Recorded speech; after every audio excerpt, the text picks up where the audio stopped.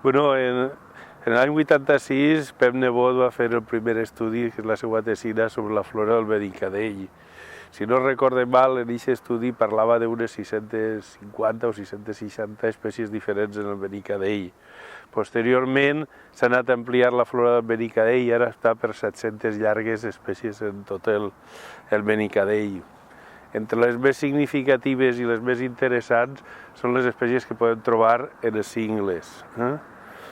N'hi ha dos microreserves en la Serra del Benicadell, una que està al costat de la Senda des de la Casa dels Guardes i una altra que està a prop del Corral de Diego.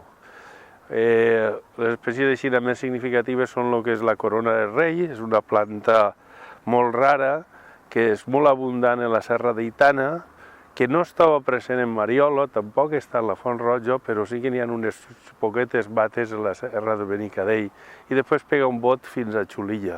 No sé si després de l'incendi encara estaran les mates, encara que viu en meitat de cingles i els cingles normalment estan prou protegits dels incendis. I després una altra que sí que és molt freqüent a la Font Roja, jo no l'he trobat a Mariola, però no vol dir que no estigui, que és el segell de Salomó, és una planta rastrera, que són molt rares. I després un munt de plantes que creixen en la carena i en tots els cingles. I també les plantes que n'hi ha sobre, diguem, els replanells terrosos que tenen molt poca terra. Allí n'hi ha una sèrie de plantes anuals de vida molt efímera que són rares i que duren molt poc de temps. Bé, els pobles del peu de la serra, sobretot els pobles de l'Ombria, que són els que més conec, perquè és de la Solana, no conec massa, utilitzen bastant les plantes medicinals. Les plantes medicinals que trobem en la serra, que trobem en totes les serres d'ací, com el timó, o la pebrella, o la setjolida, i també la camamil·la, també estan presents a la Serra del Benicadell i també s'utilitzen com a medicinals elles. Després, en els bancals, ja en la zona preserra, n'hi ha un muntó d'herbes que són mengívoles i que ara és l'època de que normalment es recullen. Són herbes que tradicionalment s'han utilitzat per a fer pastissells d'herbes. En el nom de pastissells d'herbes s'incloïen un nombre bastant gran d'herbes. Cada dona, igual que l'herbero, tenia la seva recepta i cada dona ficava les seues herbes. Entre les més utilitzades estarien les roselles, l'herba dolça, les moixanes, però sí que n'hi ha una tradició, les borratges, una tradició popular en tots els pobles al peu del Benicadell de fer herbes. I aquesta tradició darrerament va menys i està sent un poc perillosa perquè l'ús d'herbicides per mantenir nets els camins fa que aquestes herbes que normalment viuen a les vores dels bancals, a les marges, si s'ensofata, la gent no es dona compte si han ensofatat fins que no passa una setmana o dos. I els herbicides molt bons per a la salut no són. I llavors és perillós recollir herbes si no li preguntes antes a l'home, dir, has ensofatat això o no, per menjar-se-les o no. Cabanilles va muntar al Benicadell el 8 d'agost, si no recorde mal.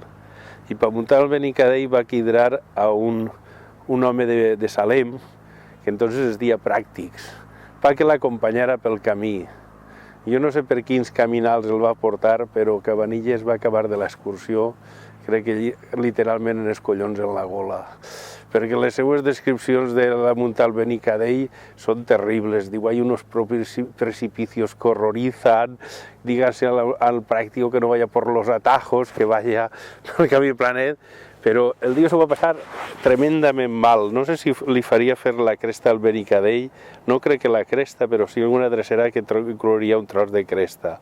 Cabanilles s'ho va passar tan malament que quan aplega a dalt, així com a colofó, diu, i no vi ninguna planta nueva. És dir, la descripció que fa de Cabanilles de la serra del Benicadell i de les nostres serres són unes serres molt més pelades que l'actualitat. Aproximadament, ell en les nostres serres, en un impuesto que diu que n'hi ha pins, és a ponent d'Ontinyent, que seria l'actual terme de Fontanars. I el que estigueren tan pelades les serres a les darreries del segle XVIII era que la serra era l'única font de combustible que per a calfar-se i per a coure pa i altres coses. i a més era un lloc de pastura molt intensiva i les serres estaven pràcticament pelades. Ell parla molt de les herbes que troba de les nostres serres, però no diu en ningú lloc, se veuen molts pins, se veuen molts arbres, no, això no ho anomena en quasi ningú lloc. Ell es detalla sobretot en plantes que creixen que li agrada pregar-se el sol. No sé si perquè algunes d'elles eren novedoses i algunes les va descriure ell, o perquè la situació de les serres era bastant pelada. I aquesta situació de serres pelades jo crec que aplega fins a les mitjanies, inicis del segle XIX o XX. La serra de Benicadell hi ha una cosa molt curiosa, està parcel·lada. I n'hi ha, per exemple, el castell de Carrícola no està en el terme de Carrícola, sinó està en el terme de Palomar, que no té connexió directa en la serra. Així passa, Bufali també té un tros de serra, que és la zona del Corral de Diego, i alguns pobles que no connecta el seu terme realment en el Benicadell.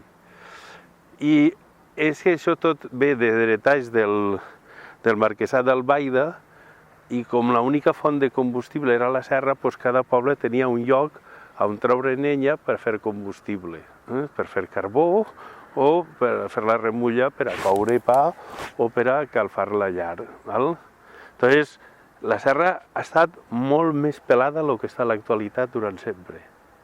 En Benicadell es va fer una repoblació a principis del segle XX, sobre 1910 o 1920 o alguna cosa així, se va iniciar un procés de repoblació bastant novedosa pel que era en aquells temps les repoblacions.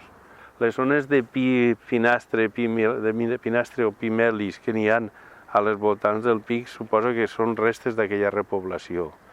En l'actualitat, a pesar de que els darrers anys ha sofert diferents incendis, el del 85-86 va haver un que va cremar pràcticament tota la serra, el del 94 també va fer el mateix,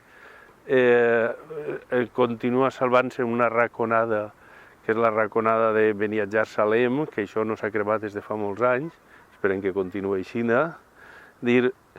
La coberta vegetal, curiosament, ara és molt més densa de lo que era a principis del segle XX i al llarg de tota la història del Benicadell, perquè la serra se sobreexplotava i al sobreexplotar-se, pràcticament coberta arbòria no existia.